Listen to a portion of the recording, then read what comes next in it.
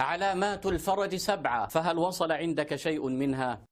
يقول ابن القيم رحمه الله: لو يعلم العبد مدى لطف الله به وتدبيره له لبكى قلبه حبا وفرحا بالله، ولعلم أن الله تعالى أرحم به من أبيه وأمه. نعم إخوتي في الله، ما ضاقت إلا وفرجها الله، وقبل أن يأتيك الفرج لا بد أن تحدث عندك شيء من هذه العلامات. وأول علامة من علامات الفرج هي اشتداد الأزمة واحتدام الكرب، فكلما اشتدت الأزمة وضاقت الدنيا وتعسرت الأحوال اعلم أن فرج الله منك قريب. اشتدي أزمة تنفردي، قد آن لصبحك بالبلد. وهذا في القرآن الكريم أيضا. قال تعالى: بسم الله الرحمن الرحيم: فإن مع العسر يسرا، إن مع العسر يسرا. وقال: وهو الذي ينزل الغيث من بعد ما قنطوا وينشر رحمته. وقال: سيجعل الله بعد عسر يسرا. وآيات كثيرة في القرآن الكريم تدل على أن اشتداد الأزمة بعدها يأتي فرج الله تبارك وتعالى. ولرب نازلة يضيق بها الفتى زرعا وعند الله منها المخرج،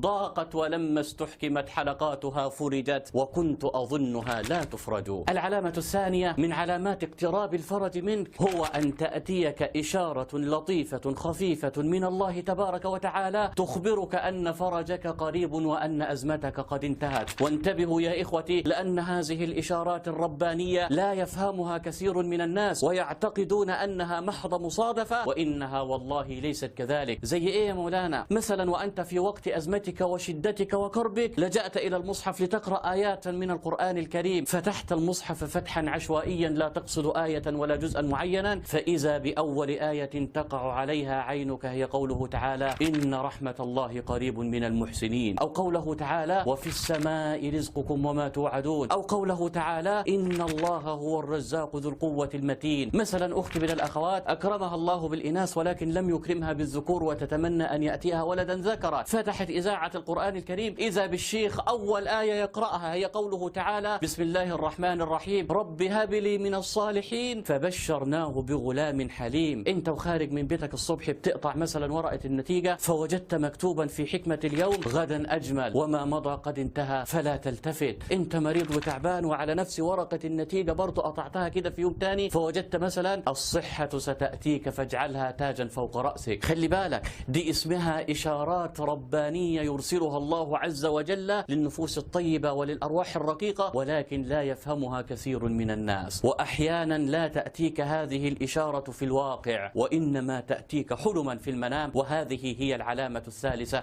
من علامات الفرج، أن تأتيك رؤيا من الله تبارك وتعالى تبشرك من خلالها أن فرجك قريب وأن أزمتك قد انتهت. إن البكاء في المنام فرج بإجماع علماء المفسرين. إذا رأيت نفسك تبكي في المنام وتنزل منك الدموع بغزارة فأبشر بفرج من الله تبارك وتعالى يأتيك عاجلا وليس آجلا. أو ترى في منامك أن ميتا يحتضنك أو يبتسم في وجهك أو يسلم عليك يفتح لك ذراعيه. هذه الرؤيا بإجماع المفسرين أن الدنيا هي التي ستفتح ذراعيها لك، وأن الدنيا هي التي ستنفرج في وجهك بالأسارير وبالبشارات. كمان تشوف الميت بيعطيك شيئا، مالا أو مأكولا أو مشروبا أو أي شيء. عطية الميت في المنام خير وفرج من الله تبارك وتعالى. أو تشوف نفسك في المنام إنك أنت بتحلق رأسك أو بتقص شعرك، أو تشوف نفسك في المنام وأنت تفك قيدا من يديك ورجليك. رؤى كثيرة يا إخوتي تدل على أن فرج الله قادم إليك، فأبشر إن رأيت شيئا منها في المنام. إذن هذه علامة الفرج الثالثة. العلامة الرابعة من علامات الفرج أن يوفقك الله وأنت في أزمتك لصدق اللجوء إليه بالدعاء، ولا تستهن بهذا الأمر.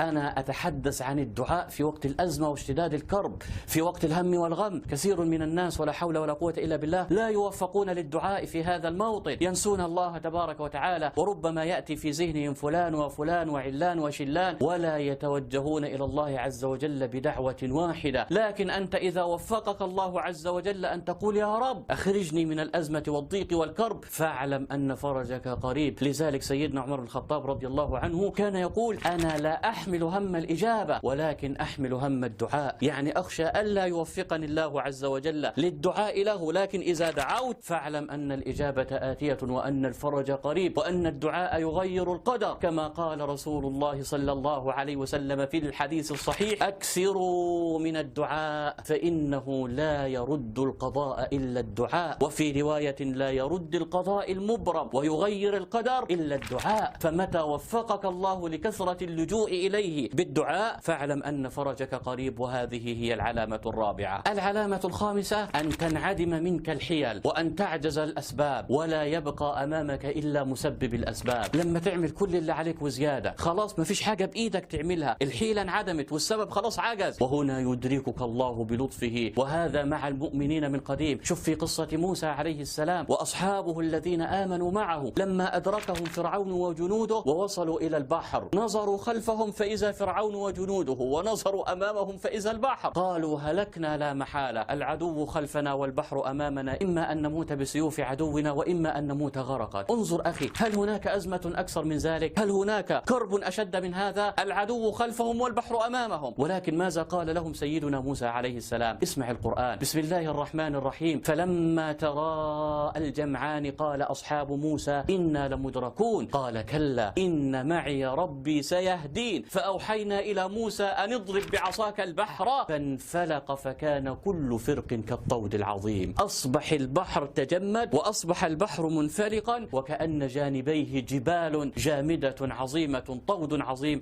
ومضى أصحاب موسى ثم أغلق البحر بعد ذلك على فرعون وجنوده ونجوا بأمر الله تبارك وتعالى. فكلما نفدت منك الحيل وعجزت عنك الأسباب فاعلم أن فرج الله منك قريب. ولهذا يقول ربنا في الحديث القدسي الشريف: وعزتي وجلالي لأرزقن من لا حيلة له حتى يتعجب أصحاب الحيل. العلامة السادسة: أن ينكسر قلبك فتبكي لله عز وجل أثناء دعائك. الله الله الله الله. إن وصلت لهذه المرحلة فاعلم أن فرج الله منك قريب لا محالة. لما توصل لمرحلة إنك أنت مش قادر تتكلم، لسانك عجز عن الكلام وأصبحت الدموع تنهمر منك، فرحت في سجود لله تبارك وتعالى وقلت يا رب، اعلم أن فرج الله منك قريب، لأن الإنسان لا يصل إلى هذه المرحلة إلا إذا انكسر قلبه أمام الله عز وجل بالدعاء. والله يقول في الحديث القدسي الشريف: أنا مع المنكسرة قلوبهم عند الدعاء.